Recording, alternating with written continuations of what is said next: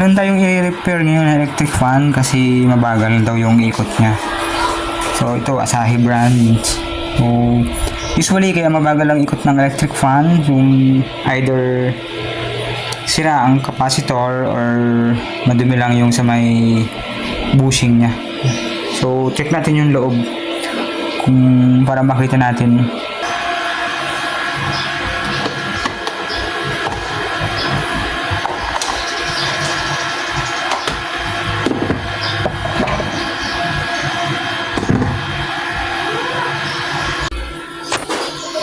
Ito po yung capacitor ng fan.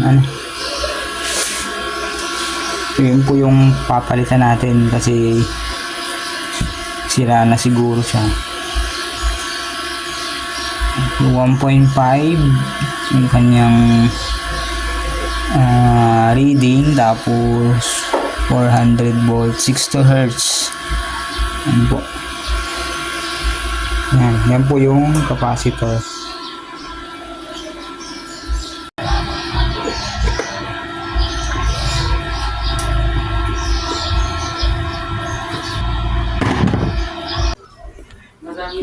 Ito na po yung napalitan natin na capacitor.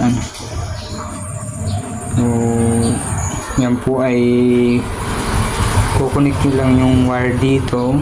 Wala po yung polarity, either yung magkabaliktad, wala po. Kahit saan po yan, pwede nyo pong i-connect yung wire.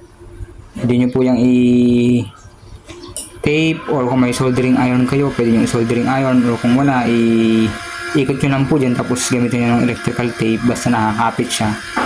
So aandar na po yan. So nalagyan po natin ng marking na April 25, 2025 para alam natin kung magpapay tayo next year or susunod na mga taon kung nakailang years siya.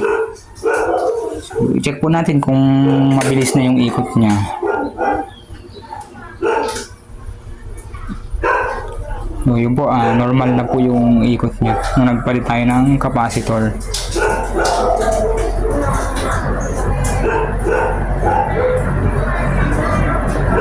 So nilagyan din natin ng langis yung sa may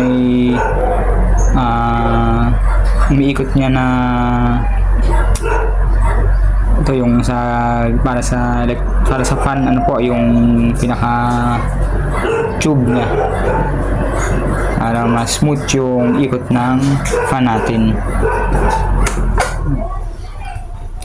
So yun po, kung may mga sira yung electric fan or mabagal ang ikot, yun lang po ang pwede nyo itry na palitan, yung capacitor.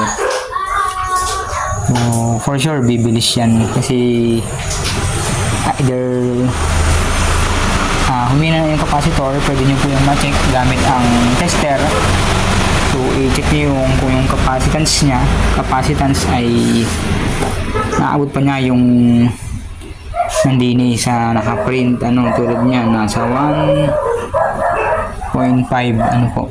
So wala lang tayong tester ngayon kaya hindi natin ma-check, pero usually dapat plus minus 5% siya dyan, yung sa reading ng tester.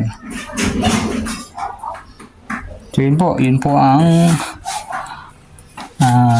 ginagawa natin pag mahina na ang ikot ng ating electric fan. Ngayon po ay chinecheck pala natin dun sa ating solar setup. Thank you.